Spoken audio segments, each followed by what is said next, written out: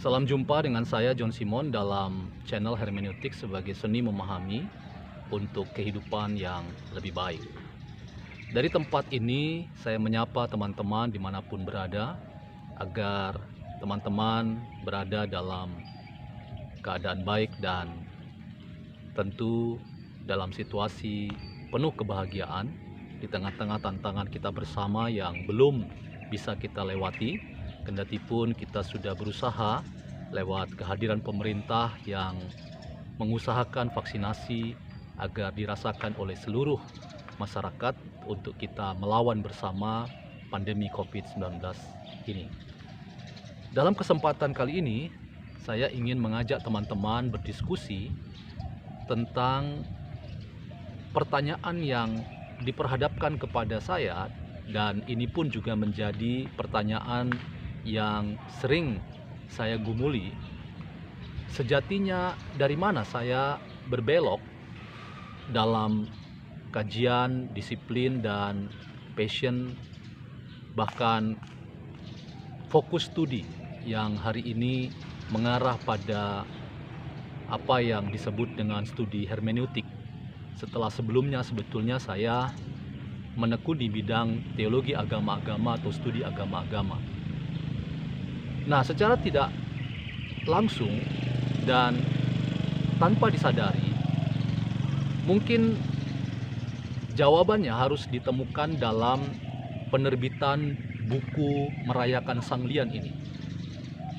Buku ini terbit tahun 2014 sebagai hasil dari beberapa hal yang saya gumuli dalam proses studi saya, yang kemudian beberapa tulisan-tulisan yang penting, yang berharga, dan memperlihatkan berbagai macam upaya saya untuk mendiskusikan sebuah topik dengan berbagai macam disiplin, teori, saya terbitkan, dan kemudian menjadilah buku yang konon banyak dirujuk juga oleh beberapa orang. Buku itu secara sadar saya menggunakan memilih judul Merayakan Sanglian.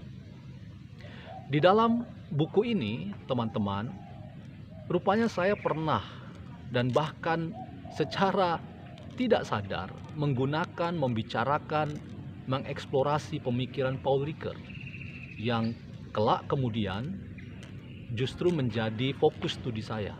Bahkan saya kemudian bisa menulis gagasan secara mendalam dari pemikiran Paul Ricoeur sebagai seorang ahli hermeneutik yang memberikan wawasan, insight yang mendalam bagaimana hermeneutik itu tidak berfokus pada the other, tetapi pertama-tama berfokus pada diri sendiri dalam rangka self-understanding, self-consciousness. Jadi hermeneutik pertama-tama adalah usaha untuk kita mengenal diri yang lebih baik, sehingga kita menjadi manusia baru, manusia yang lebih adil, manusia yang lebih damai, manusia yang lebih mencintai orang-orang yang ada di sekitar. Dalam salah satu bab dari buku ini, saya berbicara tentang hospitable language sebagai teori yang pernah dikatakan oleh Paul Ricoeur dalam bukunya On Translation, yaitu tentang penerjemahan. Di dalam buku ini saya menggunakan pemikiran Paul Ricoeur untuk mengembangkan hermeneutik interkultural ketika saya berkesempatan untuk menjadi seorang pekerja gereja dan terjun langsung di wilayah pelayanan seperti Kalimantan Barat, dengan beberapa tempat-tempat yang saya layani, yang saya kunjungi, dan di dalamnya saya bertemu dengan banyak orang, banyak budaya yang saya tahu bahwa semua kebudayaan dan orang-orang yang saya jumpai itu mengajak saya untuk tahu bahwa sebuah hermeneutik yang namanya hermeneutik interkultural sangat berharga sekali dalam rangka kita hidup baik bersama dengan orang-orang yang berbeda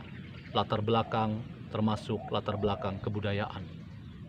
Hospitable language, teman-teman, adalah sebuah statement atau pernyataan yang sangat kuat untuk kita tiba pada apa yang namanya sikap respek dan hormat terkait dengan perbedaan-perbedaan yang ada di konteks yang kita jumpai.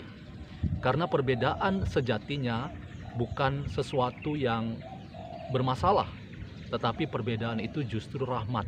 Perbedaan justru sesuatu yang mengandung kekuatan yang bila dikelola dengan baik, dia akan menghasilkan potensi-potensi bagi kehidupan yang jauh lebih baik. Merayakan perbedaan berarti merayakan hidup bersama dengan orang yang berbeda dengan kita. Itulah esensi dari buku Merayakan Sang Lian, yang di dalamnya saya bicara tentang hospitable language untuk model hermeneutik interkultural. Teman-teman, ketika kita berbicara tentang kehadiran orang lain, seperti yang saya sering katakan dalam beberapa channel saya, kehadiran orang lain bukan untuk direngkuh atau dikuasai, tetapi kehadiran orang lain adalah entitas keberadaan yang dirayakan. Dirayakan karena kita melihat bahwa ada jejak-jejak ilahi lewat kehadiran orang yang berbeda dengan kita. Sehingga kita tidak perlu memaksa pikiran kita, gaya hidup kita, cara berpikir kita, termasuk juga mungkin afiliasi keagamaan, politik, dan seterusnya, untuk kita perlakukan bagi orang lain. Dengan cara begitu sesungguhnya kita sudah mengintervensi, bahkan memaksa orang lain untuk mengikuti cara berpikir, cara pandang kita. Itu bukan sebuah hermeneutik interkultural. Hermeneutik interkultural yang sejati dengan hospitable language adalah upaya menempatkan perbedaan sebagai bagian dari hidup yang bukan entitas yang berbahaya bagi kita, tetapi sejatinya justru menolong kita untuk menemukan kearifan-kearifan dari berbagai macam perbedaan yang kita jumpai. Karena itu dibutuhkan kerendahan hati. Kerendahan hati adalah sebuah prinsip penting ketika kita berinteraksi dengan Sang Lian atau the other. Tanpa kerendahan hati, maka kita tidak akan pernah mencapai pengenalan yang baik tentang orang lain, dan itu juga tidak akan menolong kita mengenal diri kita. Teman-teman, dalam rangka kita berbicara tentang perjumpaan dengan yang lain dalam kerangka hermeneutik interkultural, prinsip penting yang kita mau kedepankan adalah keyakinan ontologi kita. Entah berbasis pada agama, berbasis pada ideologi, itu kiranya berbanding lurus dengan kerendahan hati epistemologi, bahwa kita berkemungkinan untuk keliru memahami sesuatu, bahwa kemungkinan kita salah dalam memahami sesuatu, sehingga kita tidak menjadi orang yang kemudian ingin memaksakan cara pandang kita, cara berpikir kita, afiliasi politik, keagamaan yang kita miliki.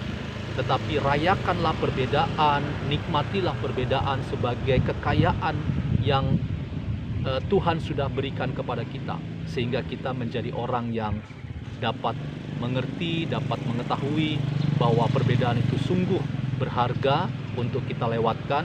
Tapi mari kita rayakan perbedaan sebagai panggilan sejati dari hidup kita. Karena itu punyailah kerendahan hati, agar kerendahan hati itu membuat kita bisa tahu bahwa ada perbedaan dan kita mengelola perbedaan sebagai kekuatan hidup bersama. Itulah makna hermeneutik interkultural melalui pemikiran Paul Ricoeur tentang hospitable language. Demikian diskusi yang saya lakukan dengan teman-teman dalam kesempatan kali ini.